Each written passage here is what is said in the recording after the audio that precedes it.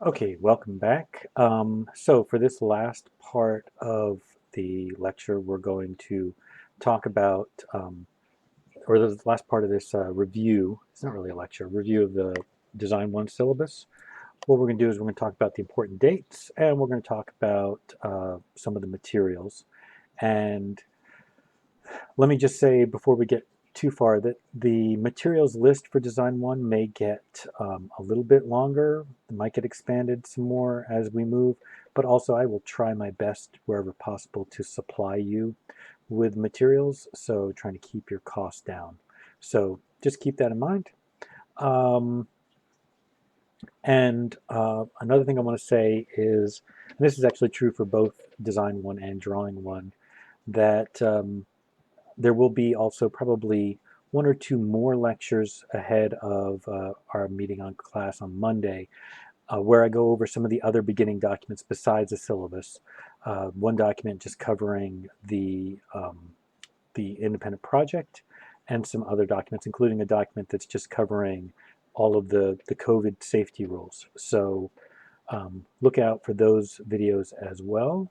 And okay, so in terms of important dates, we've already looked at the organization of the outline, and as you can see, it is primarily 1 week units. There are two, Unit 3 and I believe Unit 10, yes, are both 2 week units, but everything else is a 1 week unit. And this brings us, I believe, to 13 weeks.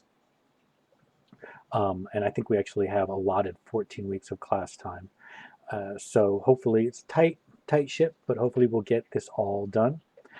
But the most important thing probably out of all of this that you need to pay attention to is the important dates. In fact, I often say to students that if there's no other part of the syllabus that you keep, if you print out the syllabus, if you cut out this section right here, the important dates, and keep it in your wallet or your pocket or your purse so that it's always on you, um, you will not regret that, because remembering when the midterm portfolios are due is important. Remembering when the first independent project is due is very important. And those students who get surprised by the due date of the first independent project are very sad about that, as well as knowing the dates for the final portfolio and the final independent project. Having those on hand is useful. Okay, so let's talk a little bit about the materials. So some of the materials are probably pretty familiar to you, like roll of masking tape, or let's see, something else that might be familiar. Some of you may know what an X-Acto knife is, but some of this might be kind of surprising, like a bottle of India ink. Yes, you can still buy India ink in a bottle, or that pencils come in different degrees. You'll need a 2B. Um, I'd also recommend having an HB, but also an H. But if you have a 2H, that would be acceptable as well. It just kind of depends on how hard you press. Pencils vary depending on their softness. So like a 2B or a 3B or a 4B, that's getting progressively softer. The higher the B number, the softer it is. And the softer pencil, generally the darker the mark it makes, as well as the more it will smear and other things. H makes sense, is for hard. So the higher the number with an H, so a 2H, but a 4H is harder than a 2H, and a 6H is harder than that.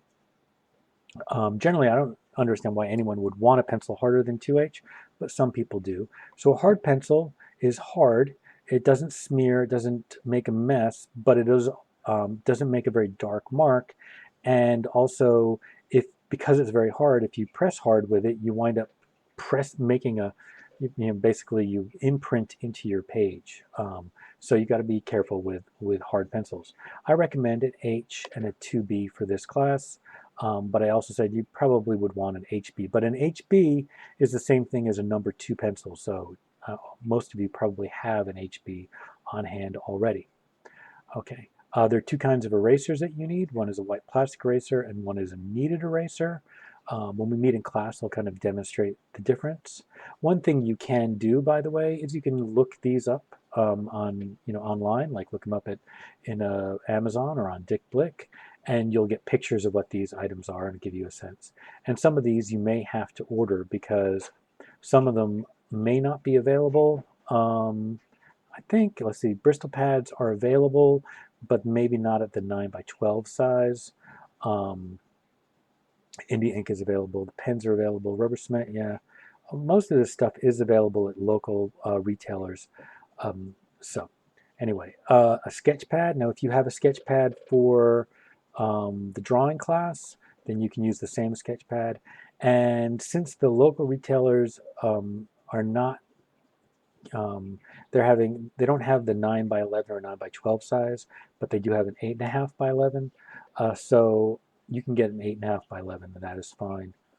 Um, Okay, and then like in the drawing class, I try to put as many supplies that you need later. I put them at the end of the list so that you can order them.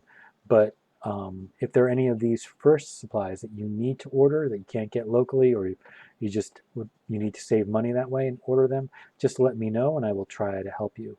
Um, and I will try my best to supply you with whatever I can, such as on the first day of class, I'm going to give everyone a couple of sheets of Bristol board, and I'm going to give everyone at least one black ballpoint pen and at least one fine point Sharpie. So that will get you started. Okay. All right. Well, I think that takes us to the end of the review of the syllabus, but remember there will be more um, videos covering some of the other documents that we're also going to be reviewing on the first day. I want you to watch all of them ahead of the first day because that will speed up process and give us more time to get some stuff, like some actual studio stuff done on the first day. Okay, thank you very much.